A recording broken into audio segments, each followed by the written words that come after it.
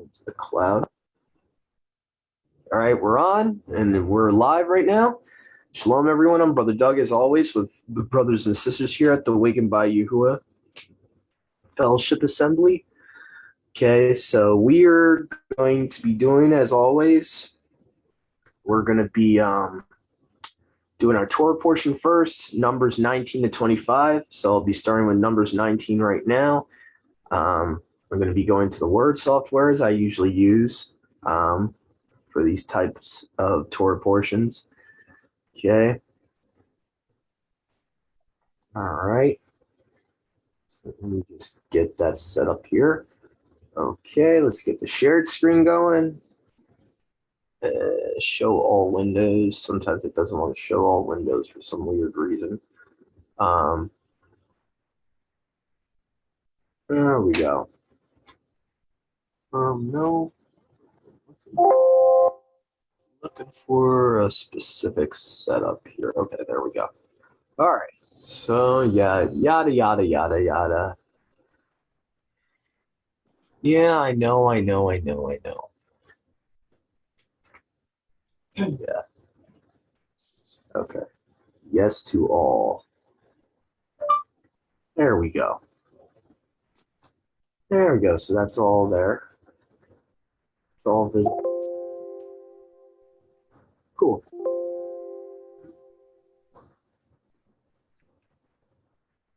This.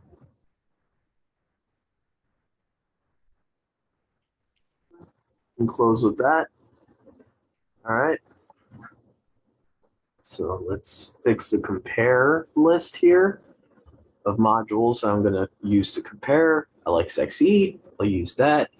And the Unkelos, of the Targums for the Torah here. And, okay, at the ridge, click that off. All right, here we go.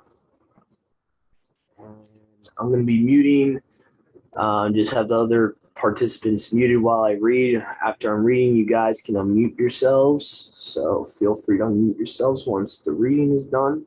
Okay. All right. Here we go. Numbers 19. And Yahuwah spoke to Moshe and Aaron, saying, "This is the constitution of the law, as Yahuwah commanded, saying, Speak to the sons of Yasharal, and let them take for you a red heifer, without spot, which has no spot on her, on which no yoke has been put. And you shall give her to Eleazar, the priest, and they shall bring her out of the camp into a clean place, and shall kill her before his face. Okay. Eleazar shall take of her blood and sprinkle of her blood 7 times in front of the tabernacle of witness." Okay. Verse 5. "Shall burn her to ashes before him, and her skin and her flesh and her blood of her dung shall be consumed." Verse 6. "And the priest shall take cedar wood and hyssop and scarlet wool, and they shall cast them to the midst of the burning of the heifer." All right. "And the priest shall wash his garments and bathe his body in water, and afterwards he shall go into the camp, and the priest shall be unclean till evening. And he that burns her shall wash his garments and bathe his body, and shall be unclean till evening. And a clean man shall gather up the ashes of the heifer and lay them up in a clean place outside the camp, and they shall be for the congregation of the children of Yasharal to keep. It is the water of sprinkling, a purification."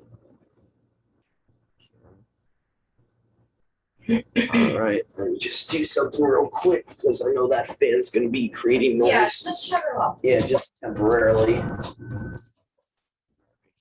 Okay, verse 10. "And he that gathers up the ashes of the heifer shall wash his garments, shall be unclean till evening, and it shall be a perpetual statute for the children of Yasharal, for the strangers joined to them. He that touches the dead body of any man shall be unclean 7 days. He shall be purified on the 3rd day and the 7th day. and shall be clean. But if he be not purged on the third day and the seventh day, he shall not be clean. Okay, pretty much self-explanatory there. All right, everyone that touches the carcass of the person of a man, if he should have died and not have been purified, has defiled the dwelling place of Yahuwah, that soul shall be cut off from Yashar. Because the water of sprinkling has not been sprinkled upon him, he is unclean. His cleanness is yet upon him. Okay. And this is a law: if a man die in a house, everyone that goes into the house and all the things in the house shall be unclean 7 days. Okay. And every open vessel which has not a covering bound upon it shall be unclean. Everyone who shall touch a man slain by violence, or a corpse, or a human bone, or sepulcher, shall be unclean 7 days. Okay. And they shall take for the unclean of the burnt ashes of purification, they shall pour upon them running water into a vessel. And a clean man shall take the hyssop and dip it into water and sprinkle it upon the house and furniture and all the souls that are therein, upon him that touched the human bone or the slain man or the corpse or the tomb. And the clean man shall sprinkle on the unclean on the third day, on the seventh day, and on the seventh day he shall purify himself. Okay, and shall wash his garments and bathe himself in water, and shall be unclean until evening. Okay, and whatever man shall be defiled shall not purify himself, that soul shall be cut off from the midst of the congregation, because he has defiled the set apart things of Yahuwah, because the water of sprinkling has not been sprinkled upon him, he is unclean. Okay, and it shall be to you a perpetual statute, and he that sprinkles the water of sprinkling shall wash his garments, and he that touches the water of sprinkling shall be unclean until evening.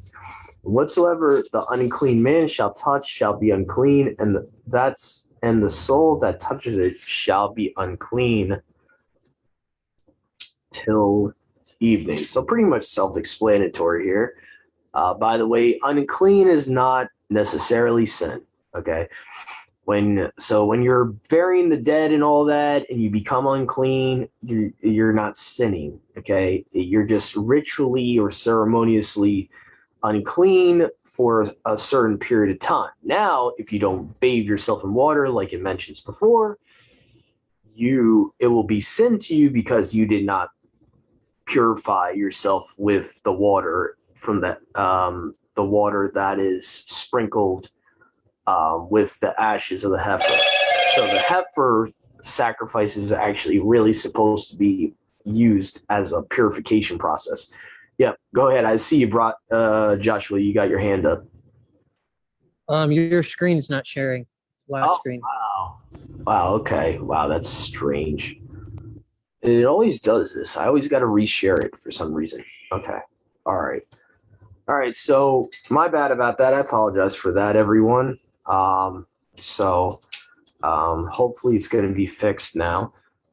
So basically this chapter, unfortunately, I know no one was able to see the shared screen, but just in a nutshell, we have the ashes of the purification of the heifer, the laws, what you're supposed to do when you touch a dead body or a human bone or a sepulcher or tomb. You have to be purified on the third day, seventh day, so on and so forth, as you heard me reading. So this is basically a chapter of laws about ritual uncleanness, a lot of this. And also the red heifer sacrifice. So anyway, so let's move on to Numbers 20. Hopefully this is now going to be on the shared screen for this chapter. Okay, so here we go. It says, and the children of Yasharal, the whole congregation came into the wilderness of Sin in the first month, and the people abode in Kadesh. Interesting difference in the names there. And Miriam died there and was buried there. And there was no water for the congregation. They gathered themselves together against Moshe and Aaron. And the people reviled Moshe, saying, would we had died in the destruction of our brothers before Yahuwah.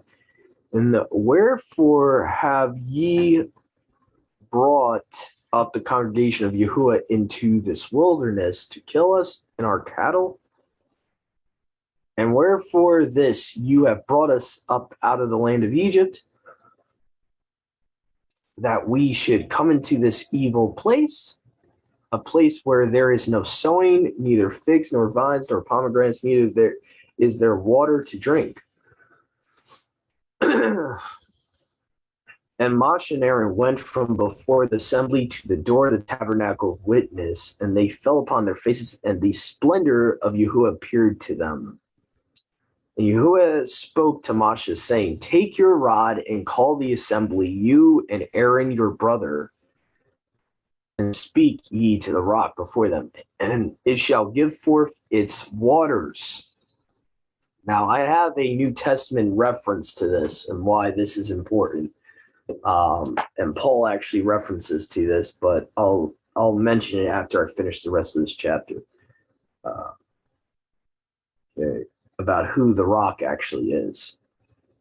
Okay, so, all right. You shall speak to the rock. Now, notice very carefully here. It says speak to the rock. It doesn't say hit the rock. And it shall give forth its waters. You shall bring forth them water out of the rock and give drink to the congregation and their cattle. And Moshe took his rod, which was before Yahuwah, and as Yahuwah commanded him. And Moshe and Aaron assembled the congregation before the rock and said to them, hear ye, hear me, you disobedient ones. Must we bring you water out of this rock? And Moshe lifted up his hand and struck the rock with his rod twice, and much water came forth, and the congregation drank in their cattle. And Yahuwah said to Moshe and Aaron, because you have not believed me. Notice how in context here, the word believed is being used here as they didn't trust him. Yeah, that's what it says in law. So the fact that, and sometimes in your English Bibles, they interchangeably use the English word believe and trust as the same word. Okay, so believe is not just educational belief here. Obviously, it's talking about you did not trust me to bring water out of the rock, so you struck the rock. That's why Yahuwah is mad. So you did not believe me to set me apart before the children of Yasharel. Therefore, you shall not bring the congregation to the land which I have given them. Okay, verse 13 here. This is the water of strife.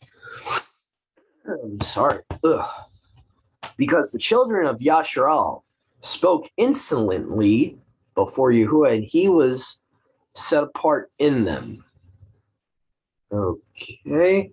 And Moshe sent messengers from Kadesh to the king of Moab, saying, thus says your, or my bad, not Moab, Edom. So the king of Edom. Now notice here what they're saying about Edom here. Thus says your brother, Yasharal, you know all the distress that has come upon us. Now that will become a very interesting historical note we should take down here, that Israel ethnically, the children of Israel are ethnically brothers of Edomites. Okay. And we'll see later on if we ever do a study about the book of Maccabees, how that's important to understand. So I'm writing a little note down that Joshua, who's been testing out Maccabees for himself, reminded me that it says the Romans are physical brothers with the Israelites in the book of Maccabees. So that's something just to take a note of. Okay, right. And our fathers went down into Egypt, and we sojourned in Egypt many days, and the Egyptians afflicted us and our fathers, and we cried to Yahuwah. So verse 16 here. We cried to Yahuwah, and Yahuwah heard our voice and sent an angel and brought us out of Egypt. And now we are in the city of Kadesh at the extremity of your coasts. I just find it interesting. Instead of a Kadesh, the Targum is talking about they're at Rechem. So I don't know if that's just a interesting difference or maybe a major difference. I don't know. I don't know if that would be the same area. Um, so that's just something I want to take a little note about. We will pass through your land. We will not go through the fields. So at verse 17 here, or through the vineyards, nor we will drink water out of your cistern. We will not go by the king's highway. We will not turn aside to the right hand or to the left. That's a pretty, Yeah.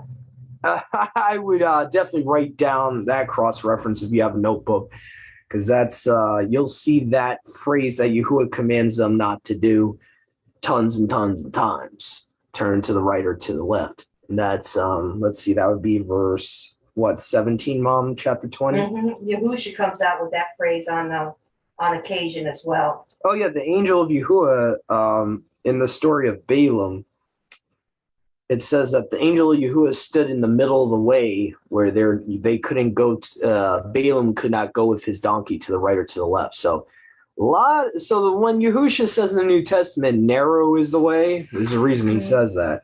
There's a reason he talks about going in straight in the middle instead of the right or the left. There's actually a Torah concept to why Yahusha says that. Anyway, moving on here, verse 18. And Edom said to him, you shall not pass through me. And if otherwise, I will go forth to meet you more. So it seems like Edom, the Edomites became like Esau, very hateful towards their brothers. And the children of Yashrael say to him, we will pass by the mountain, and if I and my cattle drink of your water, I will pay you. But it is no matter of importance. We will go by the mountain. Meaning, like, we ain't trying to fight you guys. You're our brothers. Like, calm down. We're just gonna pass by the mountain. We're not even gonna go into your land. And he said, you shall not pass through me. And Edom went forth to meet him with a great army and a mighty hand. And so Edom refused to allow Yasharal to pass through his borders, and Yasharal turned away from him. And they departed from Kadesh, and the children of Yasharal, even the whole congregation, to Mount Hor. Okay. So yeah, that might just be a language difference. Like I said before, Rechem versus Kadesh. I really don't know. I would have to do some geography testing to see if maybe the Targum is off on that, because that seems to be like two different places. I don't know. That's something I would have to look up. And Yahuwah spoke to Masha and Aaron in Mount Hor on the borders in the land of Edom, saying, and let Aaron be added to his people. So now Aaron's death is now in verse 24 here. Okay, so we have, for ye shall certainly not go into the land which I have given the children of Yasharal, because you have provoked me at the water of strife. Take Aaron and Eleazar his son, and bring them up to Mount Hor before all the congregation. Okay. All right. And take Aaron's apparel from off him and put on Eleazar his son, and let Aaron die there and be added. So now Eleazar is being given Aaron's garments. It's kind of like you could say a rite of passage for a Levite son. He's now taking over for his dad, pretty much. And Masha did as Yahuwah commanded him and took him up to Mount Hor before all the congregation. And he took Aaron's garments off him and put them on Eleazar his son, and Aaron died on the top of the mountain. And Masha and Eleazar came down from the mountain. And all the congregation saw that Aaron, Aharon, was dead, and they wept for Aaron 30 days, all the house of Yasharal. And what's interesting here, I'm going to make a little note of this, is that the Targum Onkelos, for some reason, leaves out all the house of Israel. Oh, no, my bad. I made a mistake there. No, it's just worded differently. Okay, all the house of Israel bewailed. Okay, yeah, that's my bad. My mistake. So, anyway, so we have Aaron's death. Eleazar takes over for Aaron. We have So Miriam died in the same chapter here, as my mom reminded me here. Okay. It's pretty much standard type of chapter here. Not much really happened. Oh, also Edom. The Edomites, we find out, are ethnically. Even if you read Genesis, you could kind of put two and two together. But right here, they call them their brothers. Okay, so Moses lost both of his siblings. yeah, Moses lost both of his siblings. I think Moses is about to die because he's being taken to the mountain where he has to. He's about to watch them go into the promised land in the next chapter. So he's about to die too, if I'm not mistaken. Chapter 21. And oh, hold on. Before I move on, I want to keep my promise I said to you guys. I want to go back to the rock. The rock thing was important too. Number one, people always ask this like it's a mystery, but it's really not a mystery. It's actually right there, even in the Old Testament, right there. Masha was actually commanded to speak to the rock, not strike the rock. So I see a lot of Christian Facebook pages asking this question, like curious why Moses wasn't allowed in the promised land. Number one, he struck the rock twice when he was supposed to speak to the rock. And also there's a second, a more spiritual, allegorical reason you could say that Paul gives us. So, and I'm pretty sure most of us know this scripture. That rock was Messiah. Okay. Paul's literally saying, and he's not really allegorically saying, it's more of a literal thing, that rock was Messiah. And that specific rock was Yahusha. So 1 Corinthians 10:4, I'm going to go to explain this. Now, many Jewish people don't understand this because they don't read the New Testament.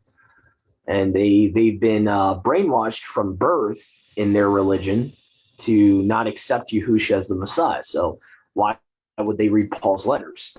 When Paul is an actual Benjamite Judean claiming the Messiah they don't accept. So why would they ever read his books?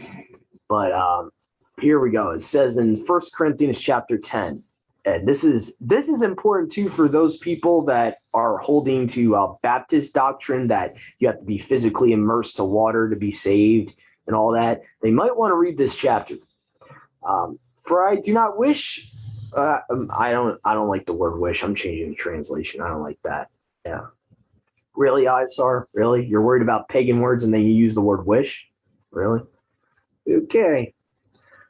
All right. Restored name King James. Moreover, brothers, I would not, meaning I would will that you would not be ignorant, how that all our fathers, all were under the cloud and all passed through the sea, did not touch the sea, and were all immersed unto Masha in the cloud and in the sea, but the sea never touched them. They were never immersed in water, okay?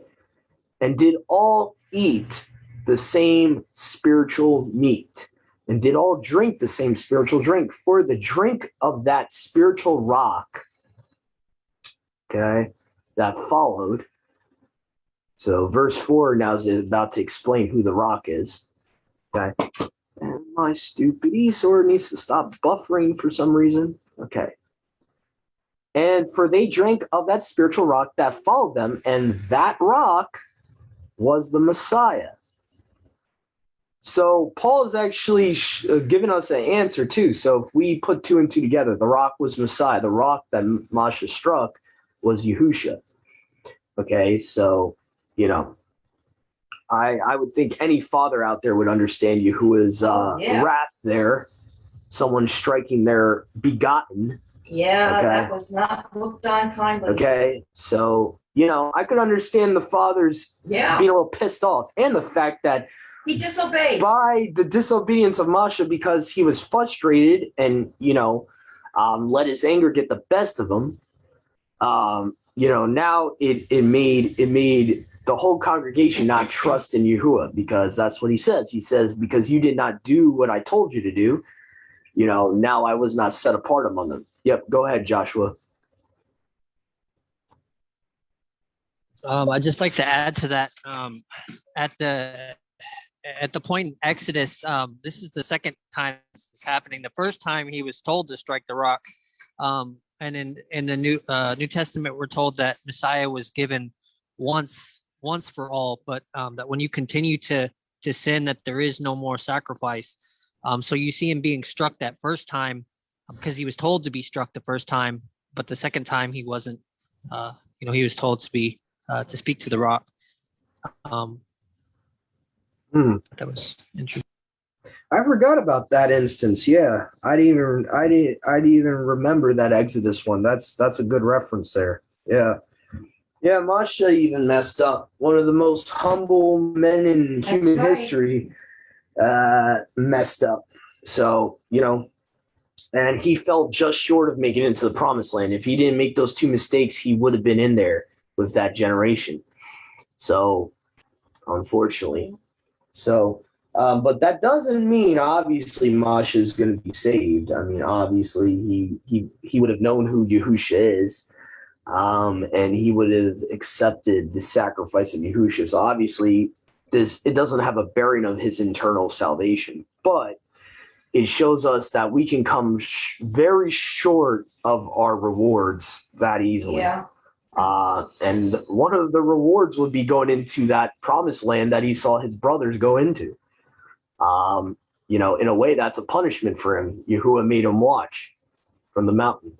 So it could be just speculation, but the fact that Masha has already met the Savior because they were on the mountain of transfiguration together.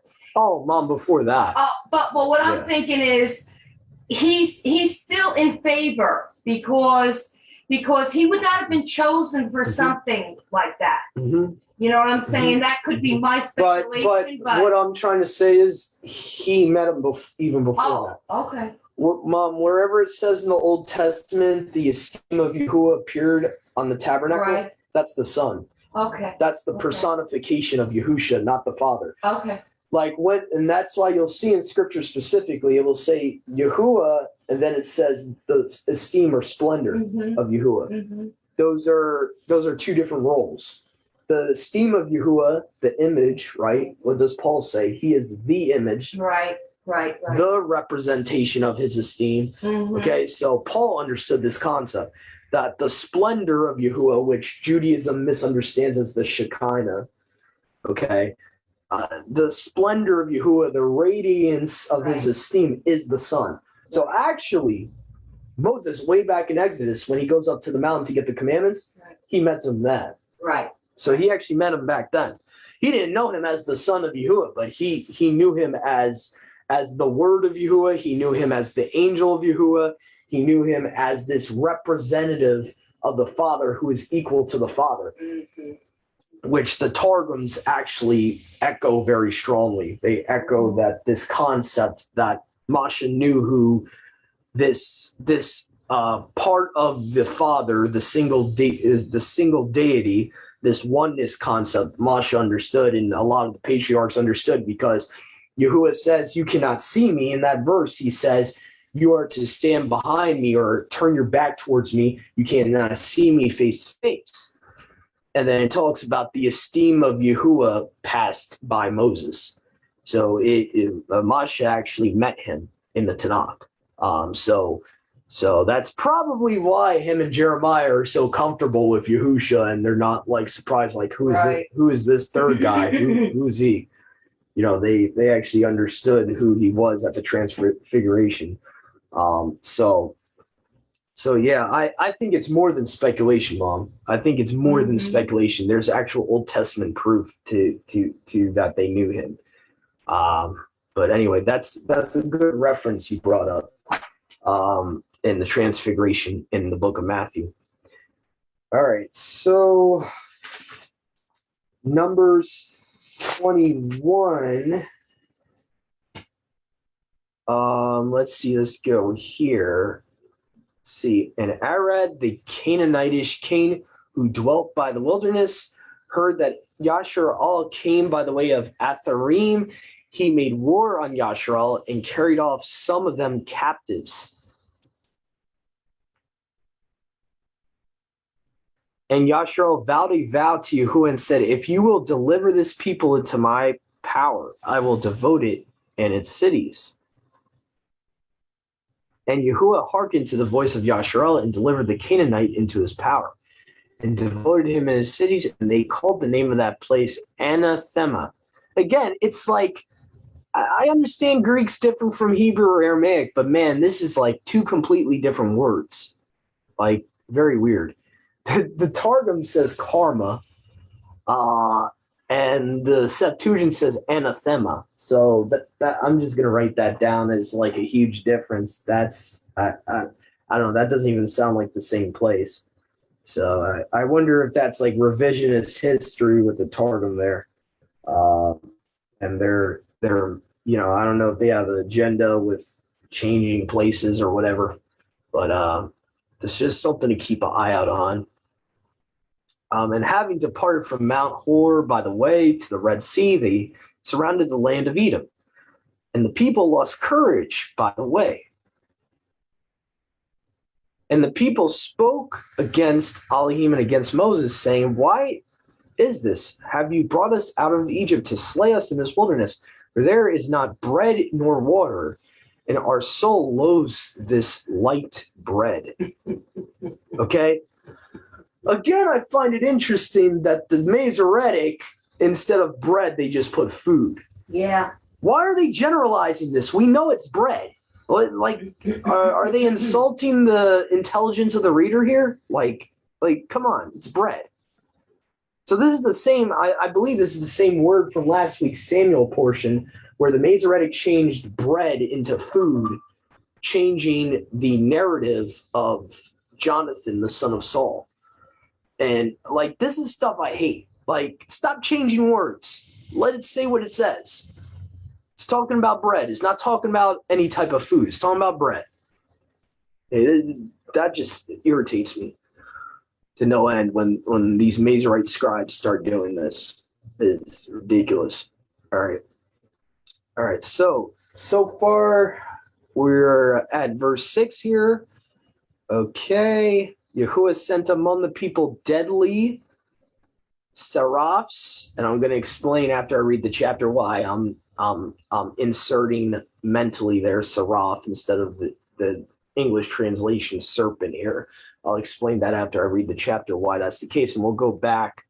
We'll go into the Hebrew there. Even the Masoretic shows that it's seraphim. It's not talking about snakes. And Yahuwah sent among the people deadly seraphim, and they bit the people, and much of the people, the children of Yasharel died. And the people came to Moshe and said, "We have sinned, for we have spoken against Yahuwah and against you."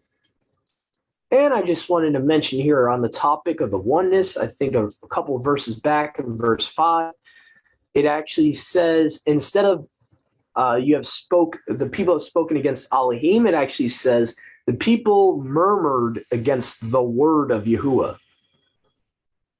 So I find it interesting. The Targum Onkelos equates the word of Yahuwah as Elohim. So I find that interesting.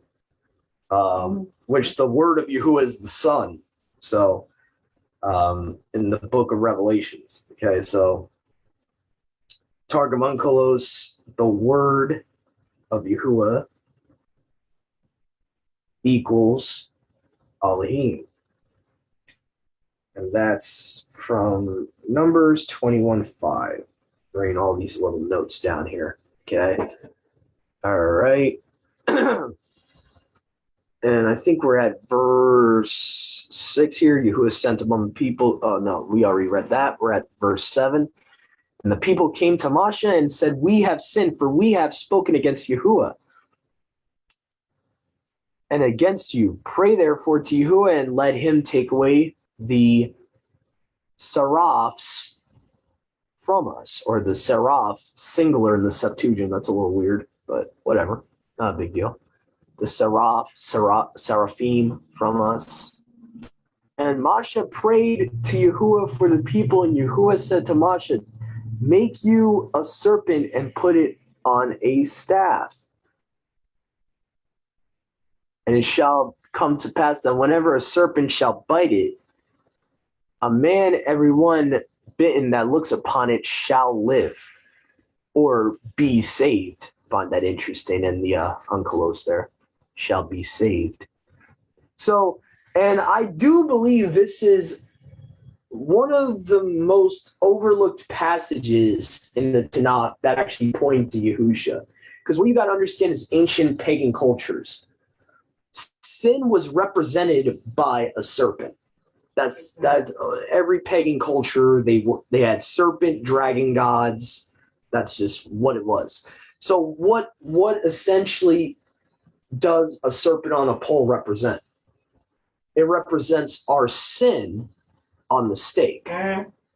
So actually, Yahuwah has a messianic purpose to this commandment. He's actually foreshadowing, hence why the Targum Onkelos says, those that look upon it shall be saved.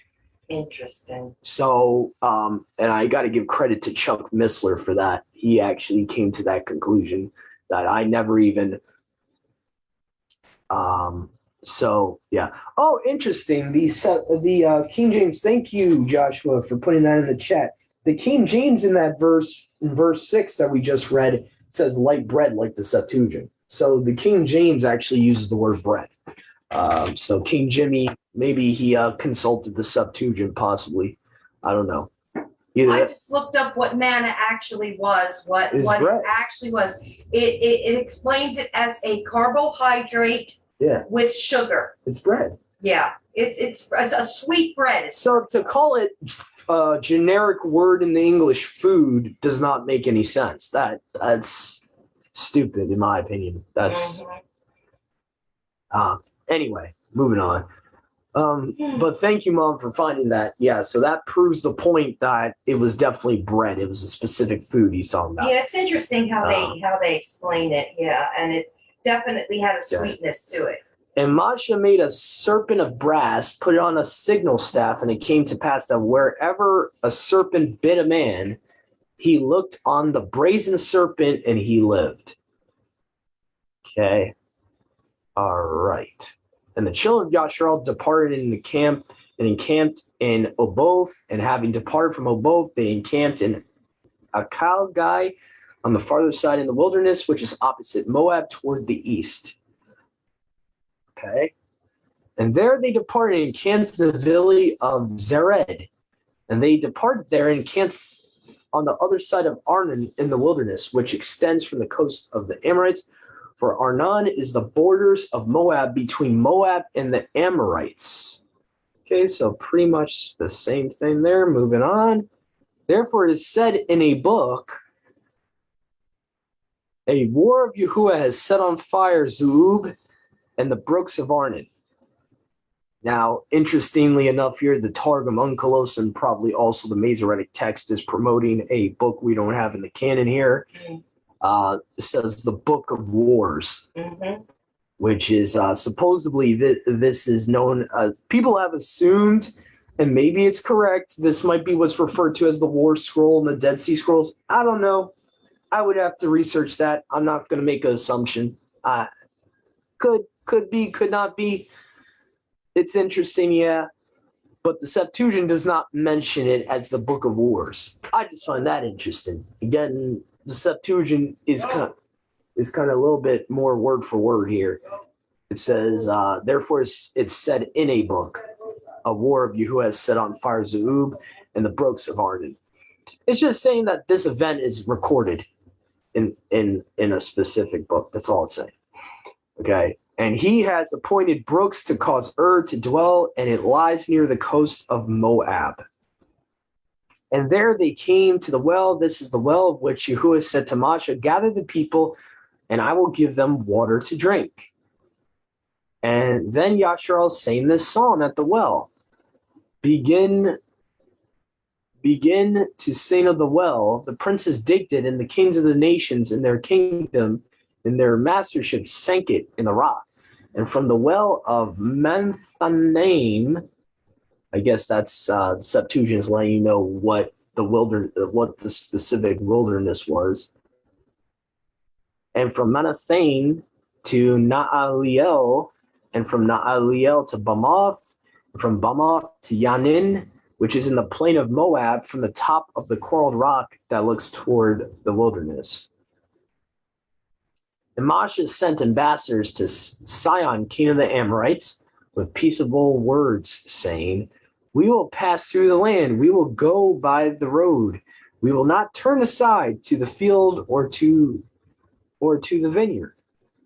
We will not drink water out of your well. We will not go by the king's highway until we have passed your boundaries." And Sihon did not allow Yasharal to pass through his borders. And Sihon gathered all his people, went out to set battle in array against Yasharal into the wilderness. And he came to Yasa and set battle in array against Yasharal. And Yasharal smote him with the slaughter of the sword, and they became possessors of his land, from the Arnon to the Yabak, as far as the children of Ammon. For Yazer is the borders of the children of Ammon. Okay, so that's interesting. All right, and Yasharal took all their cities, and Yasharal dwelt in the cities of the Amorites in Eshban, and in all the cities belonging to it. And Heshbon is the city of Sihon, king of the Amorites, and he before fought against the king of Moab. And they took all his land from Aroer to Arnon. Therefore they say who deal in dark speeches. Interesting, dark speeches. That kind of reminds me of Daniel there. Therefore they say who deal in dark speeches, come to Heshbon, that the city of Sihon may be built and prepared. Yeah, I wonder if there is a prophetic connection to that in Daniel. The Onkelos in the Masoretic text also, they just would say, therefore they say Proverbs. But I find it interesting that the Septuagint gives a more eerily dark or evil tone to these Amorites. It says, who deal in dark speeches. So that's pretty interesting.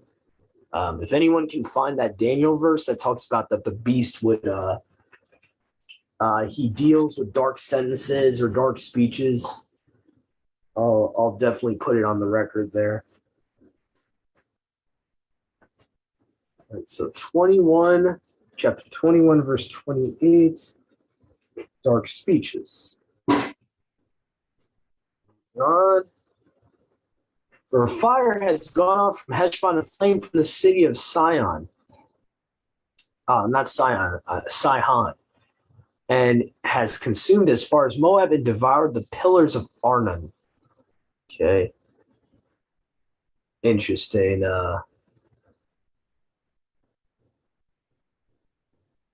Interesting.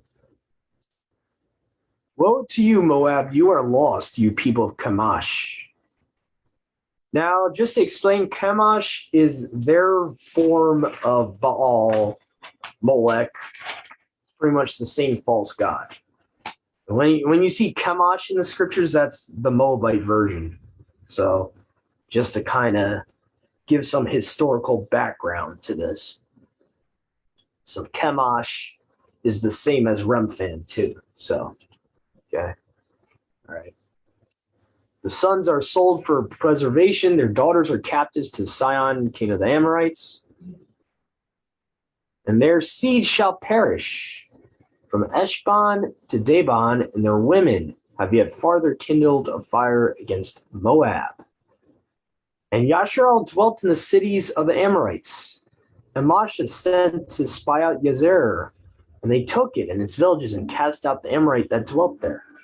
And having returned, they went up to the road that leads to Bashan.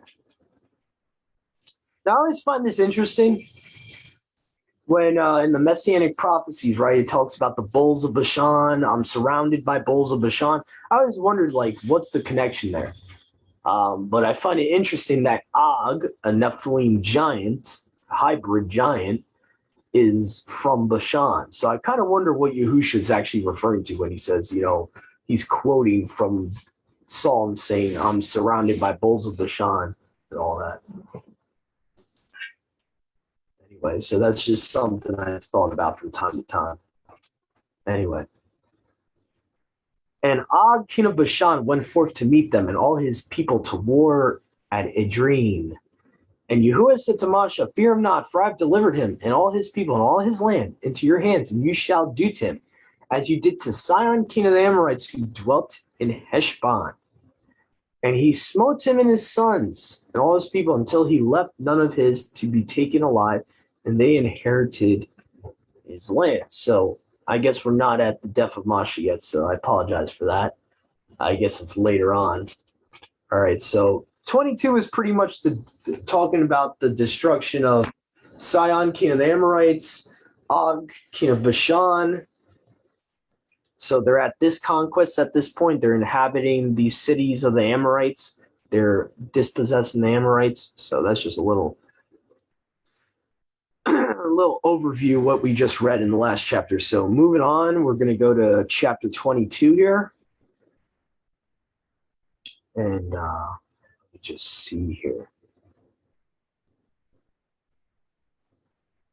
Yeah.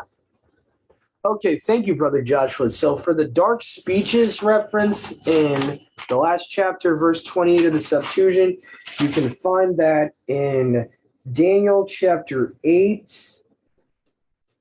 And it can be similar to riddles or parables. I just found it kind of gives a more eerily dark type of tone to the verse, more like of what the beast would be doing. An evil type of dark speech that he would be doing, and almost like it's hard to explain, like captivating with dark speeches and deceiving people by flatteries and all that. But anyway, yep. Go ahead, Joshua. I think there's a verse that talks about Yahuwah using dark speeches. I don't know if it says parables or if it says dark speeches. I could be wrong, but the verse that talks about him speaking to he speaks to Moshe face to face, and not in dark speeches, or you know which verse I'm talking about? Yeah. He actually talks about I think we read it last week. He says, I talked to my servant Moses face to face, but to you I come in visions. But my servant Moses, let me just fix, I know the share screen is screwed up right now. It does that every time I change the screen. Let's see here. But my servant Moses, I speak face to face.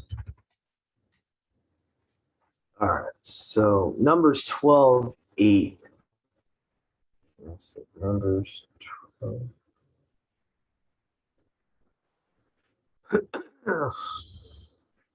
So let's see here. So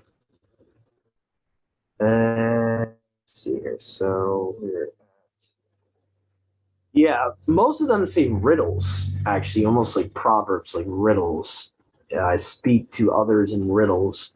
Okay, so the King James says dark sayings, which is weird because that's like the only version that, oh no, a couple versions actually do that. Okay.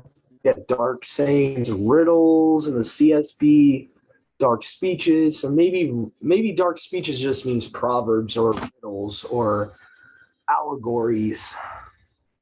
Speaking, because there's also verses in there's a prophecy in the Psalms that talks about Yahuwah will not teach you in proverbs; he will teach you in speak to you plainly.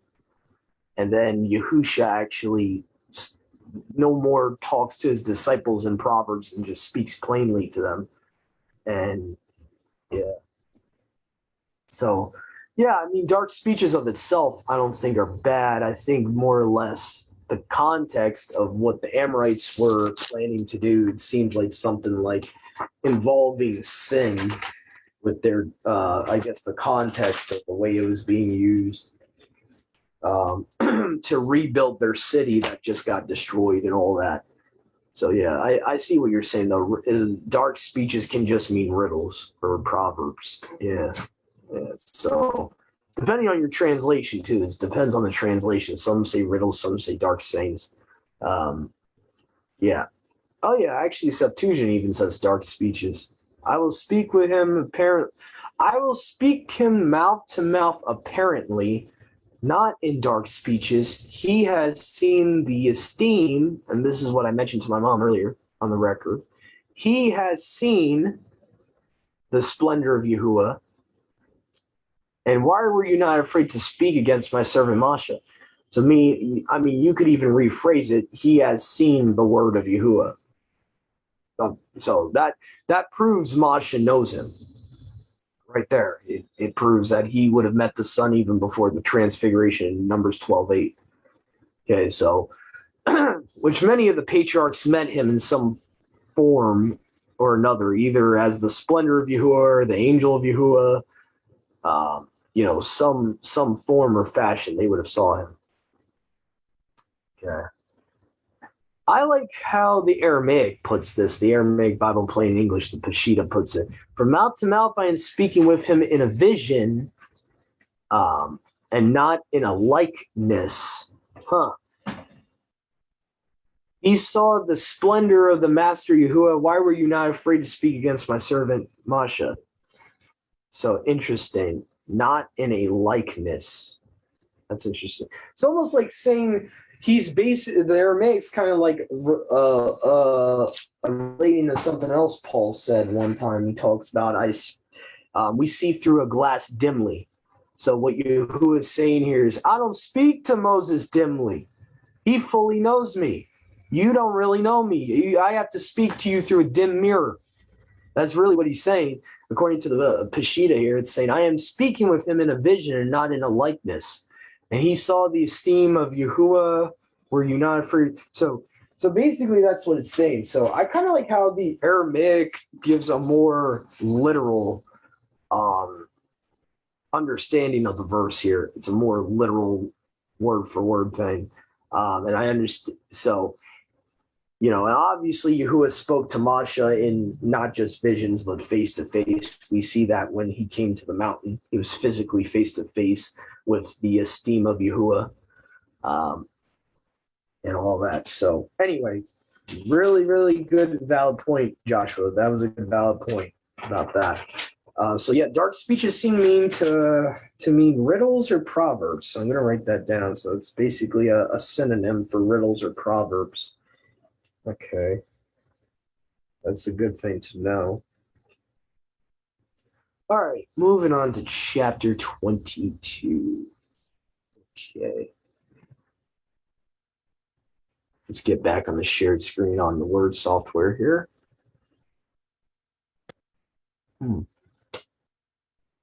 Parables, riddles. Okay. Let's get back on here. Chapter 22, I believe we still got 3 more chapters of Numbers to do, and then we'll be moving on. Okay, so the children of Yasharal departed and encamped on the west of Moab by Jordan toward Jericho. And when Balak, son of Zippor, saw all that Yasharal did to the Ammonite, the Amorite, not Ammonite, then Moab feared the people exceedingly because they were many, and Moab was grieved before the face of the children of Yasharal. And Moab said to the elders of Midian, now shall this assembly lick up all that are around about us, as a calf would lick up the green herbs of the field. And Balak, son of Zippor, was king of Moab at that time. Now, unless you know the backstory of like all the kings of Moab, which Job 42 actually has a whole paragraph that's been taken out. This kind of doesn't make sense. Like, what is it talking about? He was why does it say at that time Balak was king? But if you read the Septuagint version of Job, it mentions Job, I think, before him was king of Edom. And there's like a whole list of all the Edomite kings before Balak, son of Zippor. So this actually makes sense when you have the Septuagint version of Job, what it's talking about in context. Anyway, moving on. And he sent ambassadors to Balaam, son of Beor, to Pathura, which is on a river of the land of the sons of his people, to call him, saying, behold, a people has come out of Egypt. Behold, it has covered the face of the earth and has encamped those to me, and encamped close to me. And now come, curse me, this people, for it is stronger than we. If we may be able to smite some of them, I will cast them out of the land, for I know what? That whomsoever you do Barak, they are Baruch, and whomsoever you do curse, they are cursed. Now that's very idolatric to say, in my opinion. That's extremely blasphemous to say, to speak of Balak as Yahuwah. This king of Midian or whatever is trying to praise him like he's some deity or something. You know, and the elders of Moab went, and the elders of Midian and their divining in their hands, and they came to Balaam and spoke to him the words of Balak. Okay, so my bad here. So the context here is these elders of Moab are going to Balaam, and this is what they're saying to Balaam. They know that whoever you can curse, curse, which is still blasphemic. I mean, that's ridiculous. And he said to them, tarry here the night. I will answer you the things which Yahuwah shall say to me. And the princes of Moab stayed with Balaam. And Elohim came to Balaam, said to him, who are these men with you? Interesting. Targum says a word from before Yahuwah came to Balaam. Interesting. Very interesting. And Balaam said to Elohim, Balak, son of Zippor, king of Moab, sent them to me, saying, behold, a people has come forth out of the land of Egypt, and has covered the face of the land, and has encamped near to me. And now come, curse it for me, if indeed I shall be able to smite it and cast it out of the land. And Elohim said to Balaam, you shall not go with them, neither shall you curse the people, for they are Baruch. And Balaam rose up in the morning and said to the princes of Balak, depart quickly to your master. Elohim does not permit me to go with you. Okay. And the princes of Moab rose and came to Balak and said, Balaam will not come with us. Balak yet again sent more princes, more honorable than they. Okay, and they came to Balaam, and they said to him, thus says Balak, the son of Zippor, I beseech you, delay not to come to me. For I will greatly honor you, and will do for you whatever you shall say. Come then, curse me this people. And Balaam answered and said to the prince of Balak, if Balak would give me his house full of silver and gold, I shall not be able to go beyond the word of Yahuwah Elohim, to make it little or great in my mind. Now, what's interesting is the Onkelos actually calls the word of Yahuwah his Elohim. Interesting. So that's something I want to take a little note of here, that it seems like Balaam is like straggling on the fence, and he's claiming to be a servant of Yahuwah, but yet he wants to listen to Balak.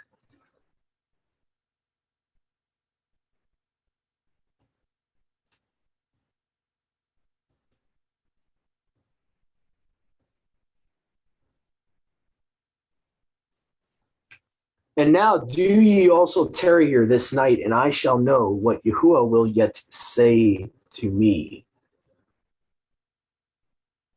And Elohim came to Balaam by night and said to him, if these men are come to call you, rise and follow them. Nevertheless, the word which I shall speak to you, it shall you do. And Balaam rose up in the morning and saddled his donkey with the princes of Moab. And Elohim was very angry because he went. So, and the angel of Yahuwah rose up and withstood him. Now he had mounted his donkey, and his two servants were with him. And when he saw the angel of Elohim standing opposite in the way, and his sword drawn in his hand, then the donkey turned aside out of the way and went into the field. And Balaam smote the donkey and his staff to direct her in the way. And the angel of Yahuwah stood in the avenues of the vines I wonder if that's prophetic there. The fact that the angel of Yahuwah is standing in the way of the vineyards. A fence being on this side and a fence on that. And when the donkey saw the angel of Elohim, she thrust herself against the wall and crushed Balaam's foot against the wall, and he smote her again. And the angel of Yahuwah went farther and came and stood in a narrow place where it was impossible to turn to the right or to the left. Sounds like Matthew chapter 7 right there to me. Mm-hmm. When the donkey saw the angel of Elohim, she lay down under Balaam, and Balaam was angry and struck the donkey with his staff. And Elohim opened the mouth of the donkey, and she said to Balaam, "What have I done to you that you have smitten me these three times?" Balaam said to the donkey, "Because you have mocked me, and if I had a sword in my hand, I would have killed you." The donkey said to Balaam, I don't know why my cursor was being stuck there. All right. "I am not I your donkey on which you have ridden since your youth to this day? Did I ever do thus to you, utterly disregarding you?" And he said, "No." And Elohim opened the eyes of Balaam, and he saw the angel of Yahuwah withstanding him in the way, and his sword drawn in his hand, and he stopped down and worshipped on his face. Now, if this angel is a regular angel here, we got some idolatry problems here. Okay? So I would think Balaam would know well enough not to worship an angel. Okay? So obviously this is not a regular angel. That would be a good point to use if you're ever witnessing to a Judean, I'll tell you. Yeah, like I'm pretty sure they think the angel of, An angel. is just a regular angel, or Michael or Gabriel. They probably have some Jewish Kabbalistic tradition. I wouldn't even be surprised if they think it's Enoch. Some of their Kabbalistic books talk about that Enoch became an angel when he ascended. So I would not have it. There's some Kabbalistic viewpoints. They think Enoch is supposed to be the son of man. Oh. So there's some weird, when you go into like the Kabbalistic sects of Judaism, it's even weirder with who they would think the angel of the Lord is. But anyway, and the angel of Elohim said to him, "Why have you smitten your donkey this third time? And behold, I came out to withstand you, for the way was not seemly before me." So now this person called the angel of Yahuwah is saying the way you were going does not seem good to me. But we just read a couple of verses earlier that it did not seem good to the Father for him to go that way. So now this messenger is pretty much equating himself with the Father by saying that. He's going to turn my stupid notifications off because this keeps doing it. All right, so basically this messenger is actually claiming the personification of Yahuwah. He's actually saying, "I withstood you because the way you were going did not seem good before me. And when the donkey saw me, she turned away from me this third time. And if she had not turned out of the way, surely now I should have slain you, and I should have saved her alive." And Balaam said to the angel of Yahuwah, "I have sinned, for I did not know what you were standing opposite." Okay, for some reason, my stupid cursor just went down way too far. Okay, what verse was I at? Verse, 34? Yeah. And Balaam said to the angel of Yahuwah, "I have sinned, for I did not know that you were standing opposite in the way to meet. And now if I shall not be pleasing to you for me to go on, I will return." So it seems like Balaam knows who the angel of Yahuwah is. Seemed very clear. And the angel of Yahuwah said to Balaam, "Go with the men. Nevertheless, the word which I shall speak to you, you shall heed to speak." Balaam went with the princes of Balak. And when Balak heard that Balaam was come, and he went out to meet him to a city of Moab, which is on the borders of Arnon, which is on the extreme part of the borders. And Balak said to Balaam, able to honor you? And Balaam said to Balak, behold, I am now come to you. Shall I be able to say anything? The word which Elohim shall put into my mouth, that I shall speak. Okay, so now he's acquainting the angel of Yahuwah as Elohim, as Alua here in verse 38. 39. And Balaam went with Balak, and they came to the cities of streets, and Balak offered sheep and calves and sent Balaam to his princes who were with him. And it was morning, and Balak took Balaam and brought him up to the pillar of Baal. I find it interesting that the Septuagint here is being a little bit more specific. The Masoretic and I think the Targum both just have it saying the place of his idol. But the Septuagint here is calling it the pillar of Baal. So it's telling you which false deity he actually was worshiping. So Baal, which, by the way, a couple of chapters ago, we read that the Moabites worshipped Chemosh. So now they're equating Chemosh and Baal as the same. Okay. All right. So Numbers 23. And before we read chapter 23, I am just going to take a very short pause on the recording. I got to go for a little break right now. So we're just going to do, let me see here.